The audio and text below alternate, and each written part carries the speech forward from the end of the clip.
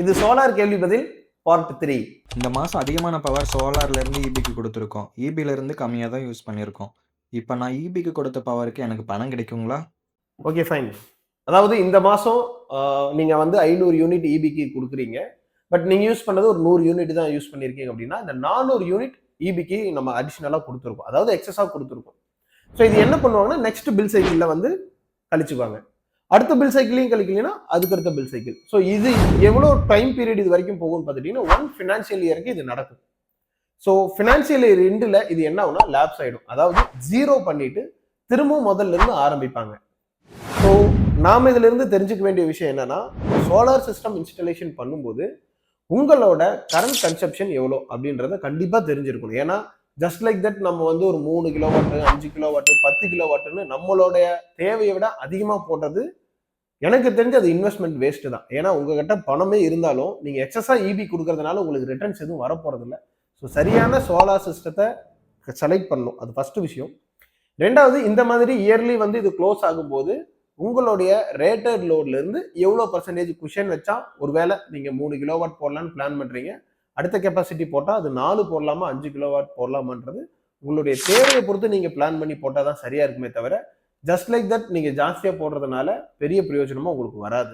ஒரு நாளுக்கு சோலார் எவ்வளவு யூனிட் பவர் உற்பத்தி பண்ணும்? ஸோ இது ரொம்ப காமனான கொஸ்டின் தாங்க. அதாவது 1 கிலோவாட் சோலார் சிஸ்டம் அப்படின்றது மினிமம் 4லிருந்து மேக்ஸிமம் 6 யூனிட் வரைக்கும் ப்ரொடக்ஷன் ஆகும். இது வந்து ஒரு தம்பு ரூலாக தான் வச்சிருக்கோம். இன்னைக்கு 6.67 யூனிட்ஸ் வரைக்கும் ப்ரொடக்ஷன் ஆகிட்டு இருக்கு.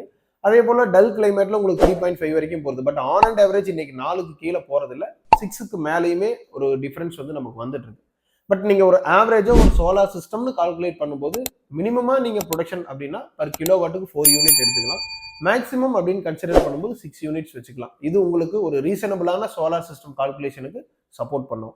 எங்கள் வீட்டுக்கு 3 கிலோவாட் சோலார் போடலான்னு இருக்கேங்க சார். இதுக்கு எவ்வளவு சார் இடம் தேவைப்படும்? ஓகே, 3 கிலோவாட் சோலாருக்கு எவ்வளோ ஸ்பேஸ் தேவைப்படும்? இது ரொம்ப சிம்பிள், 12க்கு 16. இதை எதை பேஸ் பண்ணி சொல்றோம் அப்படின்னா, ரஃபா ஒரு சோலார் பேனலோட சைஸ் நீங்க வந்து 8க்கு 4 அப்படின்னு எடுத்துக்கோங்க. பட் நான் சொல்றது கொஞ்சம் குஷன் வச்சு தான் சொல்லியிருக்கேன். 3 கிலோவாட் அப்படிங்கிறது 6 பேனல் யூஸ் பண்ணுவீங்க. ஸோ மேலே 12, கீழே 16.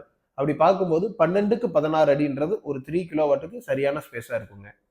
சார், நான் அப்பார்ட்மெண்ட்டில் இருக்கேன், எங்களுக்கு சப்சிடி கிடைக்குங்களா இல்லை இண்டிவிஜுவல் வீட்டுக்கு தான் சப்சிடி கிடைக்குங்களா?